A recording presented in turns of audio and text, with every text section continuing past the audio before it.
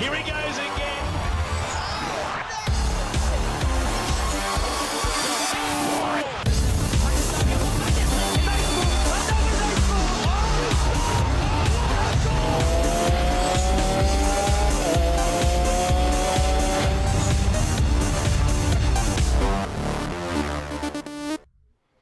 बिस्मिल्लाहिर्रहमानिर्रहीम, अस्सलाम वालेकुम। आप देख रहे हैं स्पोर्ट्स 360 और मैं हूं अहमद नवाज़। आज बात करेंगे क्रिकेट की और क्रिकेट में सबसे पहले बात करेंगे पाकिस्तान का मुकाबला ऑस्ट्रेलिया के साथ। तीसरा और आखिरी टेस्ट मैच जो कज़ाफ़ी स्टेडियम लाहौर में खेला जा रहा है।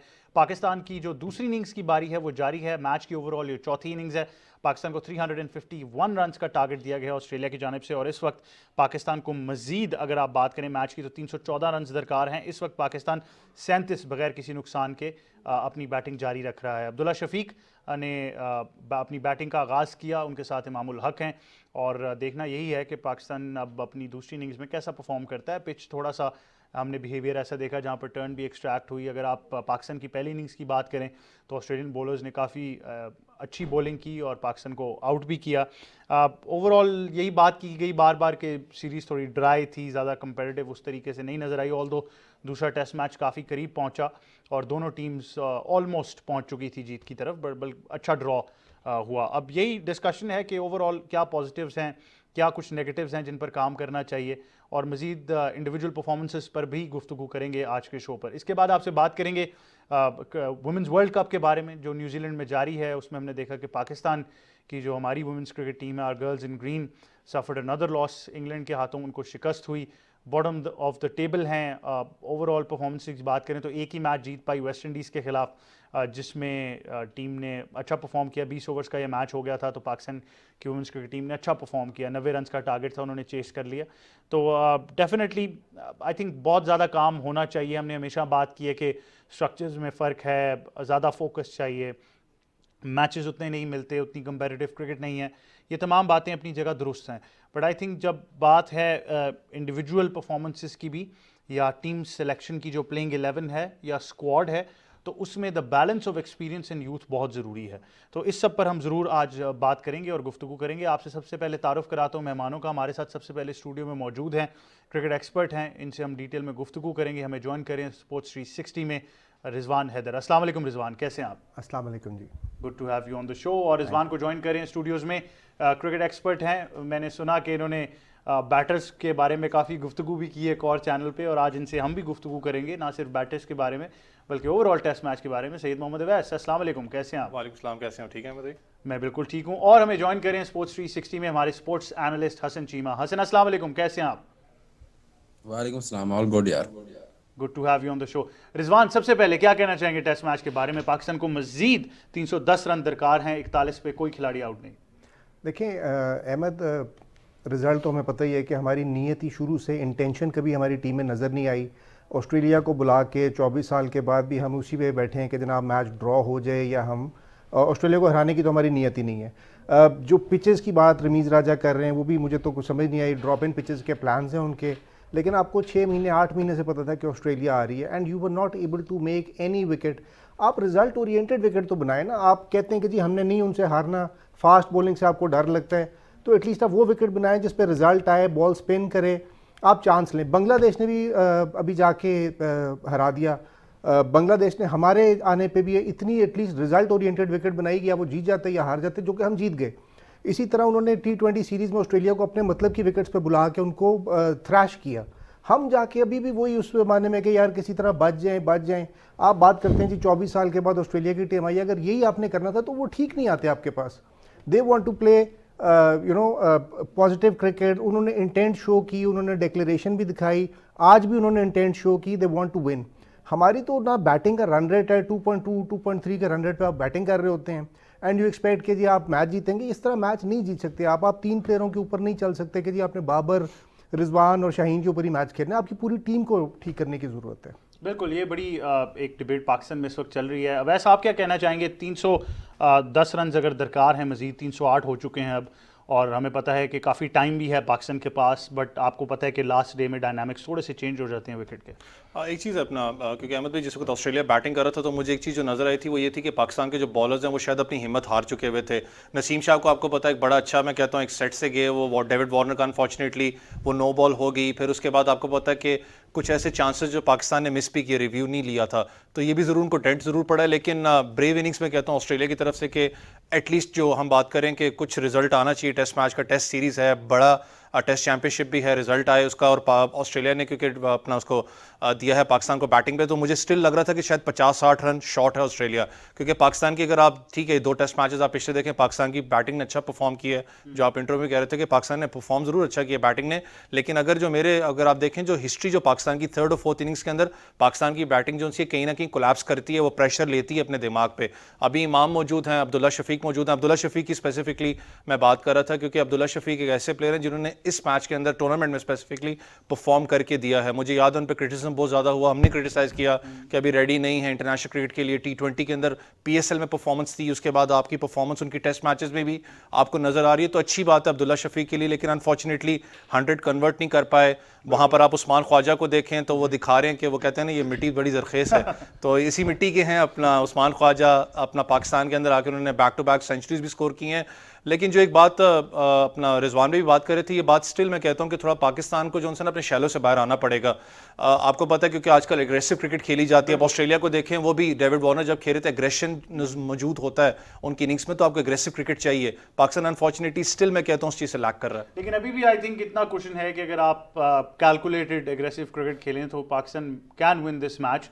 अभी आपके पास पूरी कोर बैटिंग स्ट्रेंथ मौजूद है। अभी तक पाकिस्तान के स्कोर की अगर बात करें 5 तो सेशन मौजूद हैं बिल्कुल, तो 43 रन पर कोई खिलाड़ी आउट नहीं है। अगर आप ओवरऑल देखें तो अब्दुल्ला शफीक 14 रन, इमामुल हक 27 रन के साथ क्रीज पर मौजूद हैं। इट्स अबाउट पार्टनरशिप्स और डेफिनेटली टाइम को भी कंसिडरेशन में रखना है। अगर आज का दिन इसी तरह एक अच्छे नोट पर एंड करें तो कल दोबारा कैसे शुरू कर सकेंगे।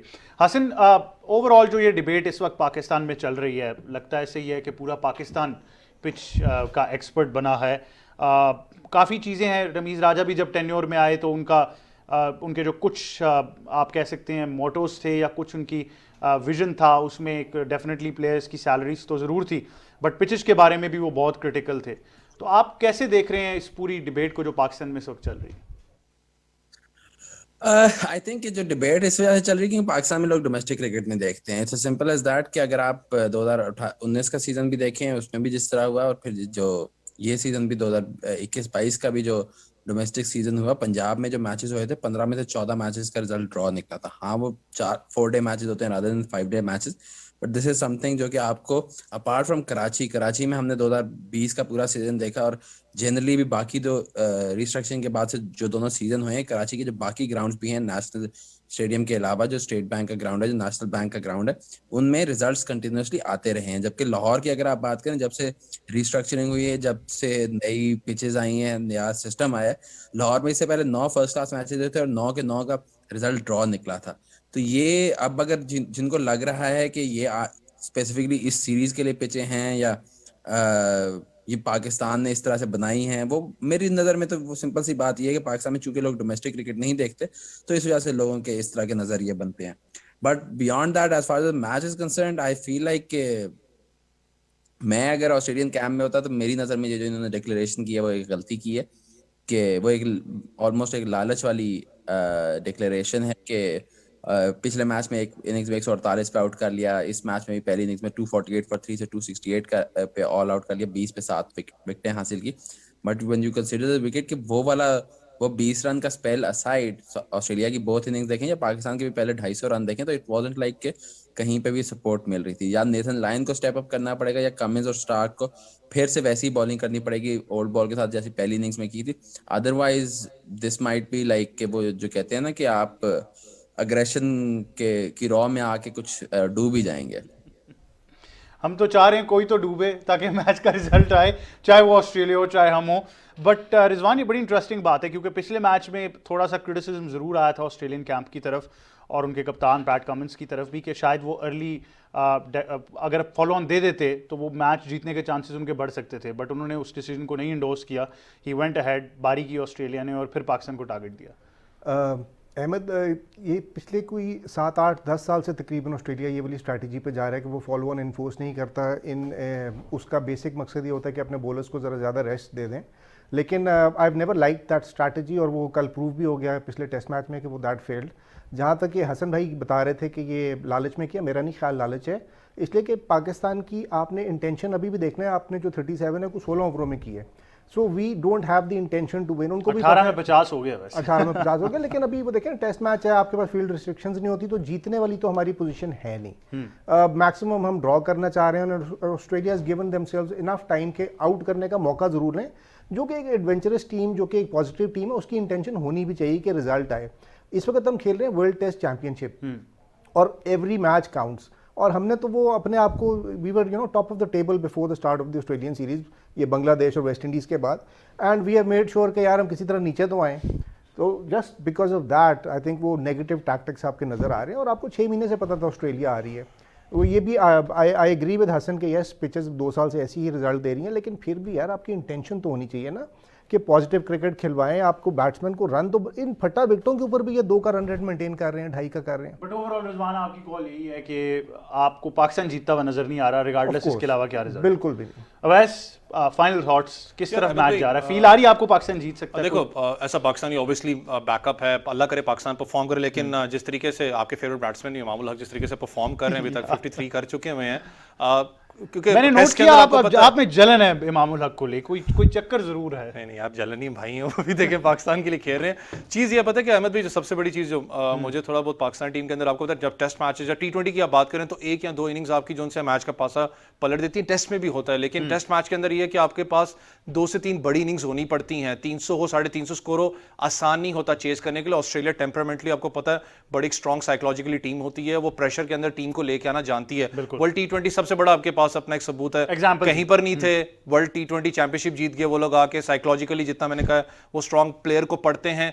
लेकिन पाकिस्तान का ये मैं चलो फायदा इस चीज़ का मुझे अच्छा लगा कि दोनों मैचेस के अंदर पाकिस्तान के बैट्समैन ने परफॉर्म किया था। यहाँ पर तीसरा जो टेस्ट मैच है, यहाँ पर जरूर जैसे आपने कहा कि रिजल्ट ओरिएंटेड मुझे अब नजर आ रहा है, इंशाल्लाह ताला होगा, लेकिन पाकिस्तानी बैट्समैन को वर्कआउट जरूर करना पड़ेगा। वो ना हो जो पिछली इनिंग्स में आपके साथ हुआ है, क्योंकि पाकिस्तानी टीम जानी भी जाती है हार्ट अटैक के लिए, लेकिन अगर ये दोनों लड़के जिस तरीके से परफॉर्म कर रहे हैं, 150 सवा 200 की पार्टनरशिप अगर यहाँ पर नजर आ गई तो वो तो हो जाएगा, बट ऑब्वियसली हमने कोलैप्स से बचना है, जो कोलैप्स का मुझे डर जो हमेशा लगता है। लेकिन अवैस में नोट कर रहा हूँ आप तनवीर अहमद वाली बातें करना शुरू हो गए हैं, ये मैंने नोट किया है इमामुल हक के बारे में।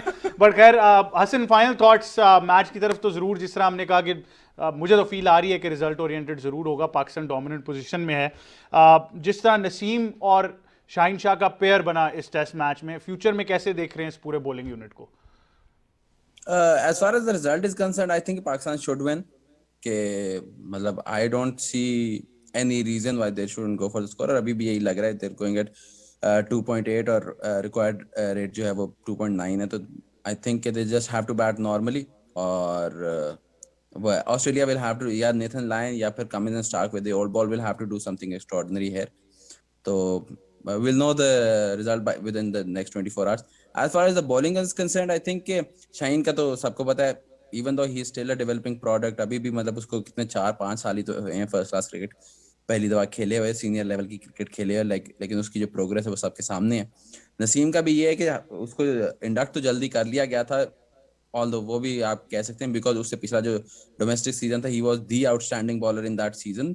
इट वाजंट लाइक कि आपने किसी लड़के को बिल्कुल अंडर 19 से लेके आए थे। वो जब नया सिस्टम आया था तो उन फ्लैट पिचेस के ऊपर ही was the most successful bowler there as well.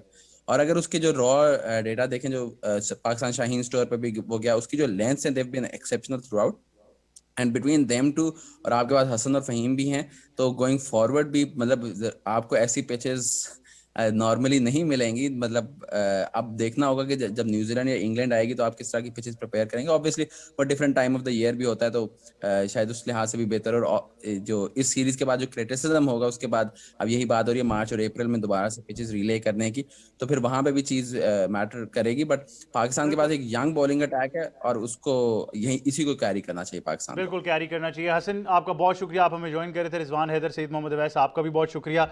यही था आज का स्पोर्ट्स 360। कल ही पता चलेगा कि रिजल्ट किस तरफ जाता है टेस्ट मैच का, बट उम्मीद तो ज़रूर है कि शायद पाकिस्तान ये मैच जीत सके। रिगार्डलेस अगर ऑस्ट्रेलिया भी जीतता है, हम चाह रहे हैं रिजल्ट ओरिएंटेड टेस्ट क्रिकेट, क्योंकि बहुत ज़रूरी है, सीरीज़ कंक्लूड होने जा रही है। आपसे मुलाकात होगी एक बार फिर जब हम स्पोर्ट्स 360 करेंगे, बट ओवरऑल इसी उम्मीद के साथ कि पाकिस्तान इस टेस्ट मैच को जीत सकता है। मेरी और तमाम टीम की तरफ से अल्लाह हाफ़िज़।